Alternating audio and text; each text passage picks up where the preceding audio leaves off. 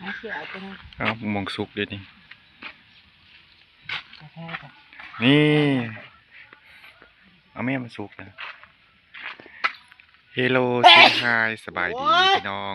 สวัสดีเด้อพี่น้องป้องป่ายเบิดสุขูสุคนเพราะว่าสิอยู่ไทยอยู่ลาว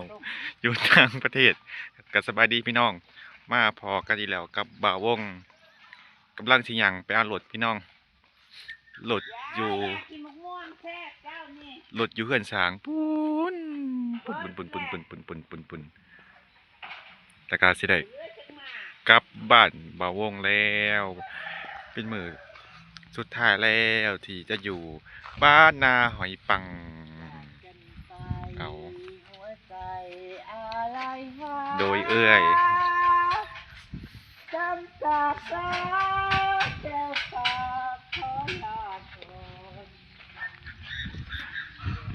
ตื่นมากกระเพาะแต่แสงแดดแล้วก็สายลมค่อยๆเที่ยงมากกับแดดจ้าลมกับบ่มีอารมณ์ก็ฮ้อนอากาศก็ฮ้อนเงินก็ฮ้อนโอ้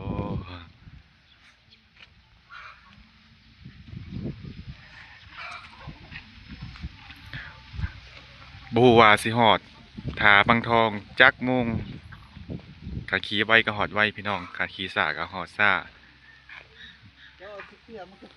แม่นขี่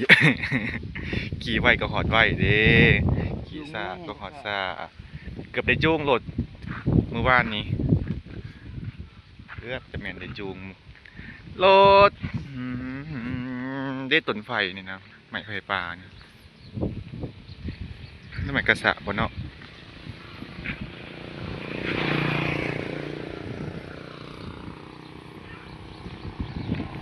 นี่พี่น้องมาฮอดนี่แหละเมื่อวานนี่กำลังสิจอด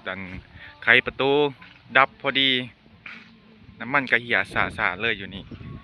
แล้วก็พากันถีบไปพูนถีบหรือยันจะถีบยันเนาะไปเข้าไปเกลือปลา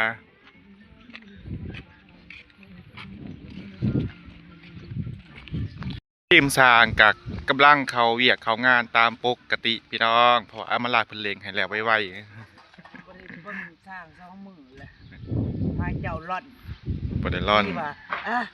นางเริ่มได้ร่อนอีกแล้วอ้าว ที่ว่าม่วน โอ้บ่วงพาเพิ่นไปเองพี่น้อง อย่าโทษนางโทษบ่วงก็ได้เดี๋ยวปกป้องข่อย อ้าวบ่ดีบ่มีคนปกป้องพอดีเนาะเจ้ามาแต่เกาหลีพอดีสิบ่แล้ววะเนาะแต่ก็คอยเฮ็ดแต่ก็คอยเฮ็ดเขาเฮ็ดบ่ให้มาทันช่วงเวลาเจ้ามาบ่แม่นแต่คอยสิไปอันเดือนได้ก็บ่ฮู้แม่วันปีหน้าพุติมาเกลือลูกก่อนเนาะเอ้ยนี่เวลาย่างของสิสันวงก็บ่ค่อยได้ย่างดอกเพราะว่าเวลาย่างมันสิสันตึกนี่มาฟักทองต้องซ้ำไว้เพียงซ้ำมันจังสิติดได้ฉันน่ะบ่ได้ติดได้จักเลยเนาะเจ้าเคยซ้ำบ่เคยซ้ำมันบ่เคยซ้ำเด้อันมากเอามากตัวโผมาซ้ำตัวแม่นี่ก็เคยเห็นอยู่อีกเอาเดี๋ยวสร้างเห็ดแทนโอ้ยกำลังใหญ่ พี่ดกขนาดพี่น้องอุ้ยเก็บเมื่อบ่โอ้ยหากระสอบมาใส่ก่อนสิได้บ่มีเวลาพี่น้องคันเบิดได้มักของมาคือกันนี่พักบอกพึกบุ่งเก็บเมื่อมักอ่องมักเก็บเมื่อแม่มักบวบยาวนะบวบยาวอยู่ใส่บ่มันช่วยเลยตอนนี้ก็เป็นเวลาอยู่8 โมงพี่น้องไหวปั้นขีดตัวอันเวลาก็ได้บ่ทันได้เห็ดยังซ้ำขึ้นตดเลยตัวเป็นน้ำเฮาตื่นสวยบ่ถึงเวลานี่แม่นเนาะไปเบี่ยวสวยเลยทำเลยมืดเลยนี่ต้นพังคมใหญ่ต้มจืดจะบ่หาเก็บยังเมื่อบ่มีหยังบ่กระตาสิบ่วางกระตาบ่วางแล้วใส่เสื้อผ้า เสื้อผ้าก็ถือว่าถือมาบ่ได้หลายพี่น้องบัดค้างมาเต็มมันอันเนี้ยแม่เพิ่นฝากมาให้แม่จันฝากมาให้ลูกชายยันลูกชายบ่มีเครื่องใส่เอาซ้ำคนคอยจะให้มันติดต้องซ้ำยามเช้าได้ มัน ได้เวลา มันกายยามสิมากนะมันเท่าได้นี่นะ นี่ใช้นี่นะ โอ้ย คอยจะให้มันติดอีกคือ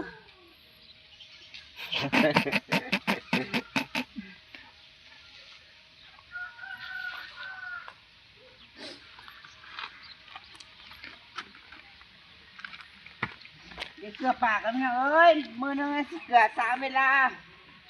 โอ้ยน้ำพุข่อยตายนะเครื่อง น้ำพุกับซ้ำมันอีสังหนึง ทำเหี่ยวเจ้าของ อ่า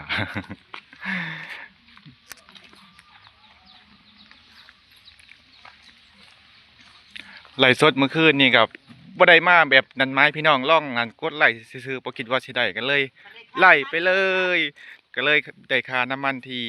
เอื้อยๆอ้ายๆเพิ่นฝากมาให้ก็ขอบคุณหลายๆครับผมที่ฝาก ไม่เช็ดก็หลายพันอยู่เจ้าได้เท่าไหร่4,000เนาะ 3,500 ได้3,000 มีพอง โอ้น้ำเพิ่นก็บกลายแหละจะเอาบ่เปกมาใส่จังได้ก็ขอบคุณพี่เต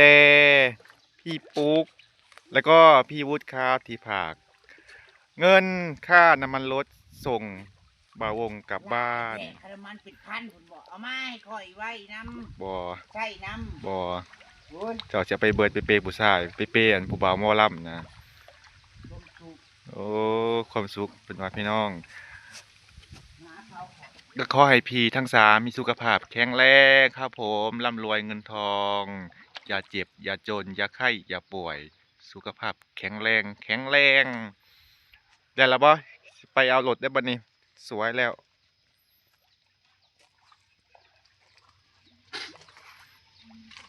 บอกกดไปผู้เดียวก็ได้ นั่งไปคิดเบิ่งก่อนบ่ เนี่ยเขาจะว่าพวก ไปทนนี่บ่ เออแล้วก็จะว่าพวกเมียอีกละ เวลาถ่ายคลิปจะถ่ายแต่ทางและถ่ายตัวเองโฟกัสเวลาเว้าอิหยังมันสิได้ชัดเจนนั่นเวลาสอนน่ะอาจารย์สอนน่ะเข้าใจอยู่ฮะ เอาผลต้องทำ บอยก็ไทยนาเจะคล้าของกับว่าคอยเก๊กรอไทยแต่เจ้าของคายแต่เจ้าของ เออเวลาเว้าชัดเจนกับอัน FC นั่นขอบคุณครับนู่นนี่นั่น อ๋อ หันกล้องมาหาตัวเอง โดย ขอบคุณเด้อเอ้ยอ้ายครับ พี่ให้กำลังเนาะให้น้ำใจมายังว่าไปบ่แม่นจะถ่ายกล้องไป เออ สรุปแล้วให้ FC น่ะเบิ่งหนทางขอบ ค คุ น ณ รู้ ทาง พี่น้องหนวดก็ยังงอกอยู่นะ โอ้ นับภาษาสัง ย คมเดี๋ยวมาเบิ่งพี่น้องสี่มีค่าเสียหายเท่าไหร่8736ยังดีได้ค่าเสียหายอยู่เมื่อคืนนี่ มันรุ่นค่าเสียหาย จดได้ค่าเสียหายอยู่ รุ่นกว่าค่าเสียหายกันรุ่นเอามันสิได้ปกติบ่ ต้องแล้วเปลี่ยนถิ่มเลย โอ ขอ เค งเน่าๆนะนั่นจะใครเล่าไว้อยู่อุ้ย นี่ได้ตัวเราเปลี่ยนเนาะ ก็คือปวกๆมาเลยนี่ เราเอาไว้ให้เจ้าเบิ่งให้เจ้าเบิ่งซื้อ อ๋อ ยันบ่เชื่อ 220 บาท ให้ไปเลย300 โดย นี่แบบนี้ที่เราเปลี่ยนให้นี่ แมนเพราะว่าก็จะใช้อันสายธรรมดาลองเปิดดูอันอำมาลา เราขี่เบิ่งแล้วมื้อเช้า ใส่กระเจ ลูกกระเจให้ลูก 200ชายฮาดไปเลย220 เอาบ่มียันเอาพี่น้องพอ เขาติดบ่ ติดเบิ้งแล้วขี่ไปโอ้ย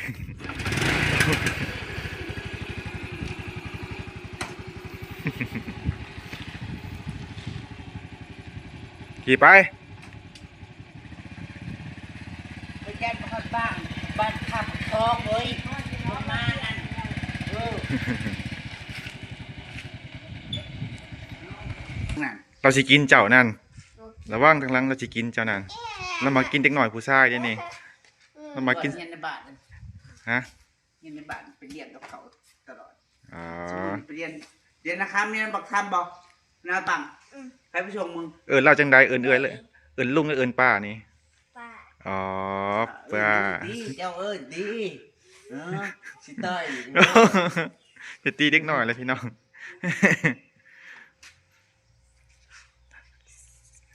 ซ่อมเสร็จแล้วพี่น้อง โอ้ได้กลับบ้านแล้วได้กลับบ้านแล้ว เฮ้ยน้ำแข็งกูลุง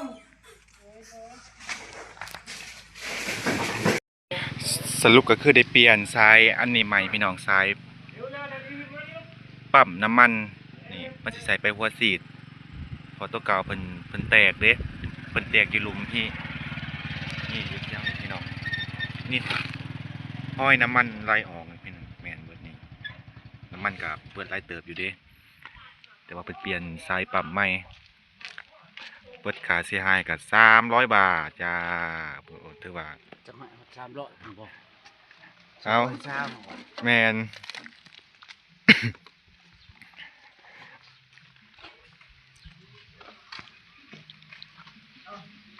โอเคพี่น้องเดี๋ยวบ่วงเกษตรเดินทางกลับบ้านแล้วเสร็จลงคลิปตอนแรงๆได้อพี่น้องฮอดบ้านก็จะประมาณ2 โมงหรือ3 โมงจะบ่ให้กายนั้นเพื่อไปเอาเอกสารไปก๊อปปี้แต่ละอย่างหลายอย่างอยู่พี่น้อง4-5 อย่างจ้า